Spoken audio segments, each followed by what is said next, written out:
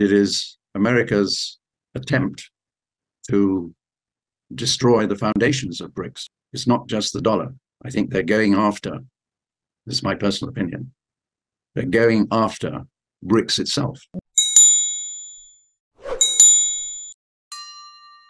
Welcome to part 2 of BRICS Currency, Threat to G7 Hegemony, with Simon Hunt.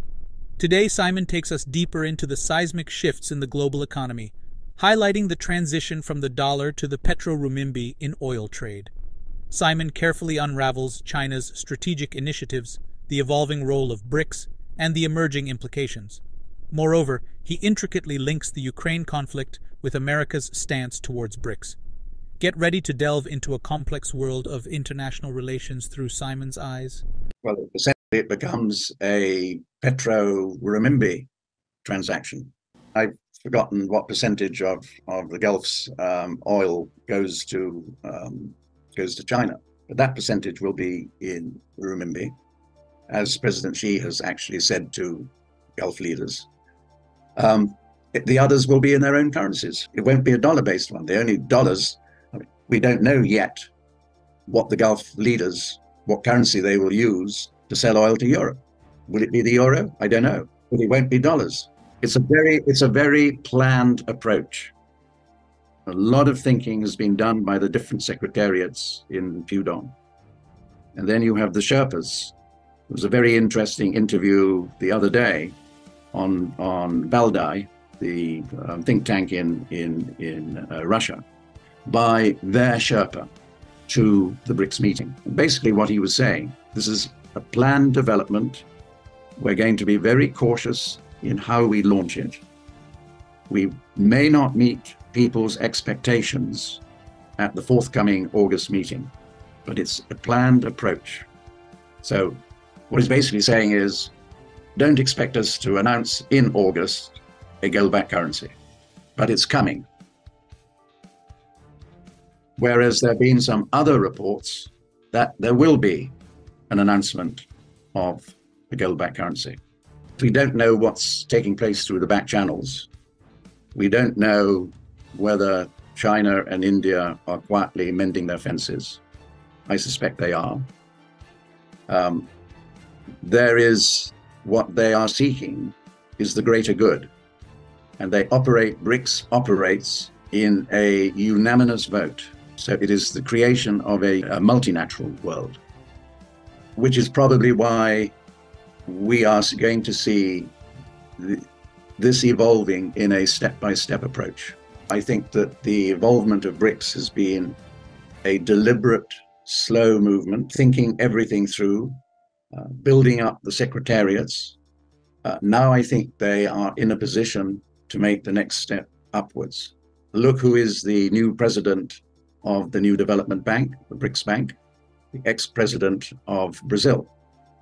So you're moving up the scales. I think probably the previous plans were not well thought out. I think they've learned from those mistakes by building up the secretariats, the think tanks, etc. And who do you see taking the lead in this? And I know I've asked you this before, but if things are planned out better this time, one would assume that there is a major country doing most of the coordination. I'm not sure about that. I think it is actually it's being done mutually between all of the countries, and the lead must be the guy sitting at the top of the secretariat. Okay. Let's take a step back. Ever since 1991, if not earlier, Washington has always wanted regime change in Moscow, followed by dismembering the country so that Washington or G7 can get control of Russia's huge natural resources. What's happening in Ukraine is part of this long-term objective of America. So that in effect, we have been experiencing a war between NATO and Russia, but over Ukraine. What's happened in recent days has probably confirmed all the suspicions that Russia's leadership has had, that behind the Ukraine war has been the G7 countries, particularly two of them. And as a result of what will probably emerge from the investigations that Moscow is currently conducting about the coup d'etat, the failed coup d'etat, will probably mean that the war becomes very real. And Moscow has really been conducting the war with kid gloves. Those kid gloves will now be taken off. And we will probably see a very much more determined Russian assault across Ukraine. And probably what new equipment and troop movements that are located along Ukraine's borders before entering Ukraine will probably get immediately destroyed. So the whole war is going to increase in intensity, with a big risk that it widens beyond the borders of Ukraine. That's a risk, not a forecast. What is for real will be an intensification of the war. Now, I think that this war is part of America's defense mechanism against the development of an alternative to the dollar-denominated world. And it's perfectly possible that we will see other centers of war before the American elections in 2024. It is America's attempt to destroy the foundations of BRICS. It's not just the dollar. I think they're going after, this is my personal opinion, they're going after BRICS itself. Via a proxy war against Russia through Ukraine. Yeah. With Russia being the first part in the BRICS that you think the US is attempting to attack? Yes. The second part could well be China, which many, in inverted commas, analysts are suggesting that the real target is China, trying to break up the strategic alliance between China and Russia. But in my view, they will fail. It was very interesting that last Sunday, the Deputy Foreign Minister of China flew into Moscow, had discussions, and then you had leaders in the Global Times coming out and saying it's wishful thinking by the West to think that the Moscow leadership is in danger.